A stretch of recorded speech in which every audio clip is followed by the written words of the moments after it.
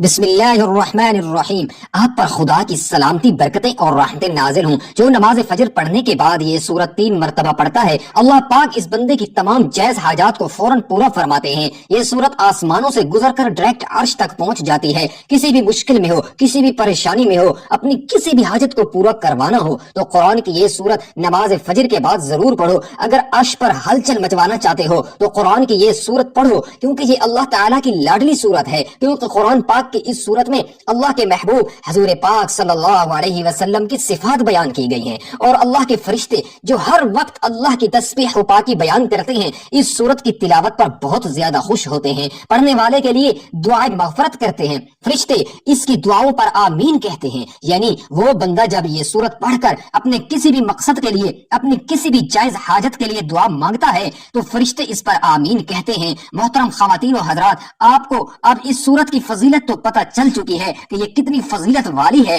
جس کے بعد مانگنے والی دعا پر فرشتے بھی آمین کہتے ہیں۔ امام احمد بن حنبل رحمت اللہ علیہ نے فرمایا کہ میں نے حضور پاک صلی اللہ علیہ وسلم کو خواب میں دیکھا تو عرض کی، سب سے افضل چیز کون سی ہے جس کے ذریعے بندے اللہ تعالیٰ کی بارگاہ میں قرب حاصل کر سکتے ہیں؟ تو نبی پاک صلی اللہ علیہ وسلم نے ارشاد فرمایا کہ اے احمد، قرآن پاک کے ذریعے عرض کی، یا رسول اللہ صلی اللہ علیہ وآلہ وسلم، سمجھ کر تلاوت کرنے سے یا بغیر سمجھے تلاوت کرنے سے؟ تو ارشاد فرمایا کہ دونوں طرح سے، سمجھ کر تلاوت کریں یا بغیر سمجھ کر تلاوت کریں۔ حضور نبی کریم صلی اللہ علیہ وسلم نے ارشاد فرمایا کہ جو شخص سورۃ الضحیٰ کی تلاوت کرے وہ ایسے لوگوں میں سے ہوگا جن سے اللہ تعالی راضی ہوگا، پھر وہ اس قابل ہو جائے گا کہ محمد مصطفیٰ صلی اللہ علیہ وسلم اس کی شفاعت کریں گے۔ اس کو ہر یتیم اور سوال کرنے والے مسکین کی تعداد سے 10 گنا نیکیاں دی جائیں گی۔ یہ قرآن پاک کے 30 پارے کے اندر بہت ہی مختصر سی صورت ہے۔ یہ صورت اللہ تعالیٰ نے حضور پاک صلی اللہ علیہ وسلم پر اس وقت نازل کی جب آپ صلی اللہ علیہ وسلم اس پریشانی اور کشمکش میں مبتلا تھے کہ کہیں ان کا رب ان سے ناراض تو نہیں ہو گیا، اور پھر اللہ نے ان کی اس پریشانی کو دور کرنے کے لیے بہت تسلی بخش اور محبت بھرے جوابات دیے۔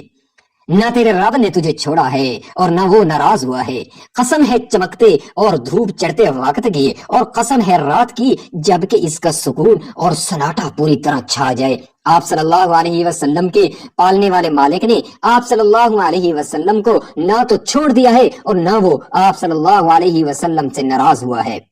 حقیقت یہ ہے کہ آپ صلی اللہ علیہ وآلہ وسلم کے لیے آپ وسلم کے بعد میں آنے والے زمانے پہلے والے زمانے سے کہیں بہتر ہے، یا بلا شبہ آپ کا انجام آپ کے آغاز سے کہیں بہتر ہے،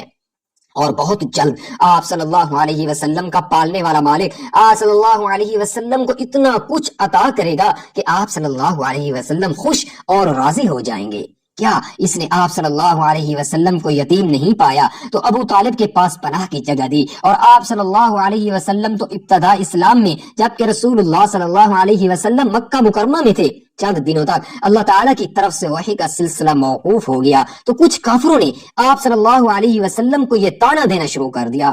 کہ تمہارا رب تم سے ناراض ہو گیا ہے، اس لیے اب تمہارے پاس ان کی طرف سے وحی نہیں آ رہی۔ اسی طرح یہ طعنوں اور دل خراش باتوں کو سن کر یقیناً انسان تکلیف اور درد محسوس کرتا ہے، لیکن رسول اللہ صلی اللہ علیہ وسلم کو اللہ تعالیٰ پر کامل یقین اور اعتماد تھا کہ اللہ تعالیٰ نے نہ تو ان کو چھوڑا ہے اور نہ ان سے ناراض ہے۔ پھر بھی حضور صلی اللہ علیہ وسلم کی تسلی کے لیے اور امت کی تعلیم کے لیے اللہ تعالیٰ نے مذکورہ صورت نازل فرمائی، اور اس میں بیان فرمایا کہ جو لوگ اللہ تعالیٰ کے مقرب بندے ہیں اور کچھ مصائب و آلام سے دو چار ہیں، انہیں ایک لمحہ کے لیے بھی یہ نہیں سوچنا چاہیے کہ اللہ تعالیٰ نے ان کو چھوڑ دیا ہے یا ان سے ناراض ہو گیا ہے۔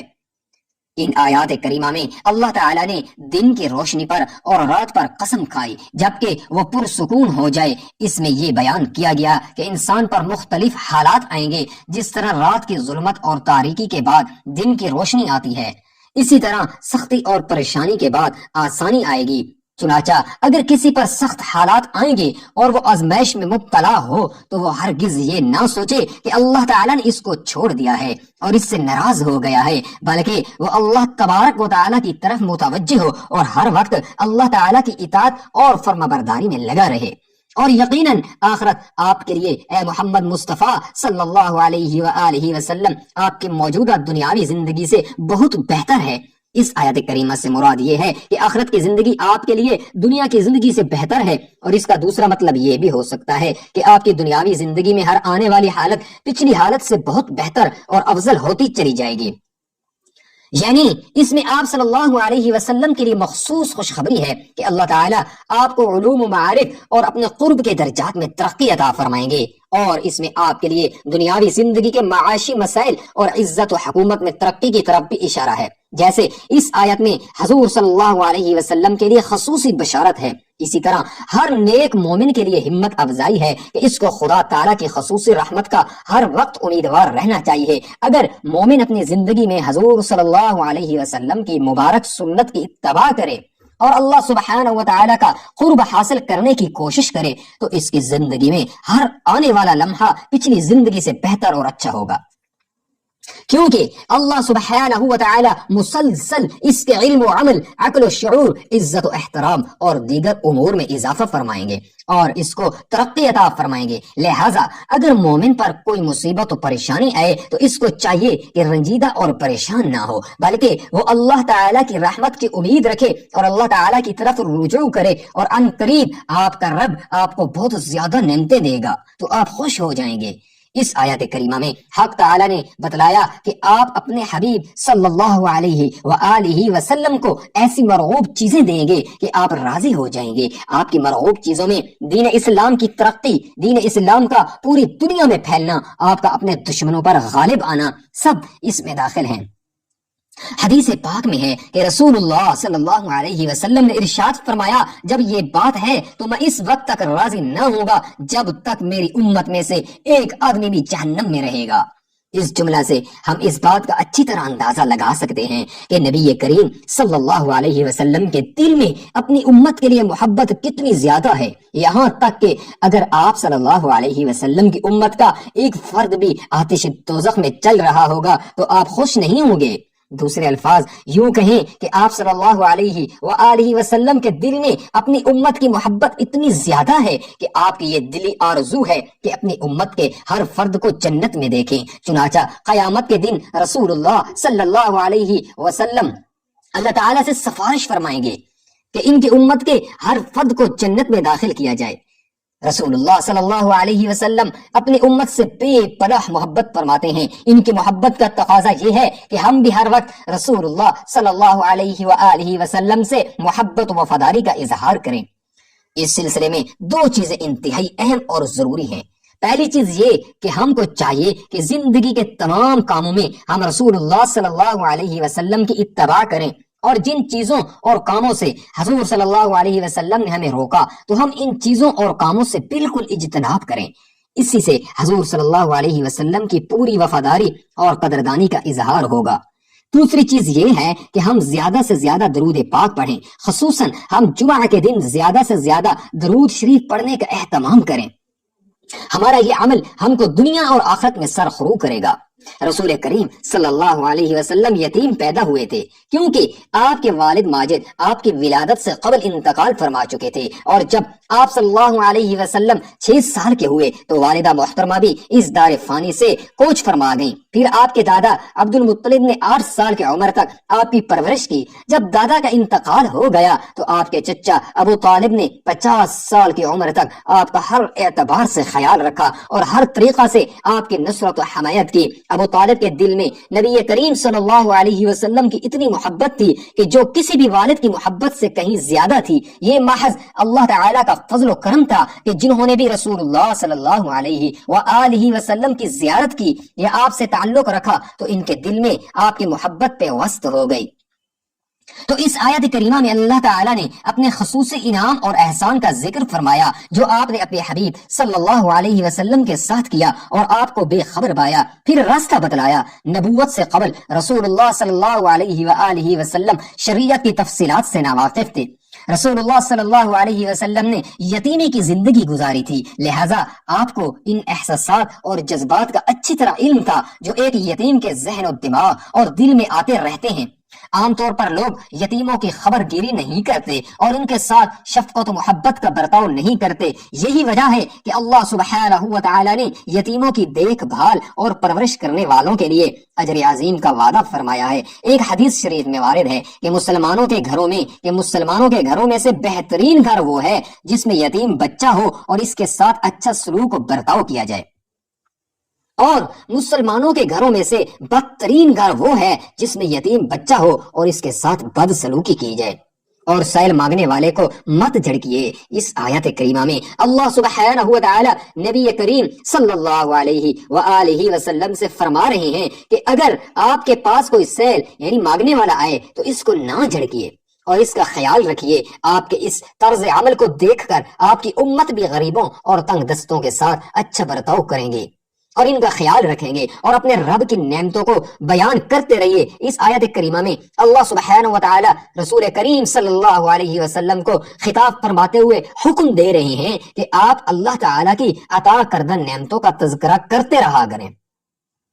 اس سے معلوم ہوا کہ جو نعمتیں اللہ تعالیٰ نے انسان کو عطا فرمائیں تو اس کے لیے ان نعمتوں کا تذکرہ کرنا لوگوں کے سامنے جائز ہے، بشرط یہ کہ وہ فقط نہ کرے اور نہ ہی انعامات و احسانات کو اپنا ذاتی مال سمجھے، اپنا ذاتی کمال سمجھے، بلکہ ان کو محض اللہ تعالیٰ کا فضل و کرم سمجھے۔ ہمارے لیے خیر ہے اور یہی اللہ کی رضا ہے کہ ہم نے کوئی بھی منفی خیال اپنے دل میں نہیں لانا۔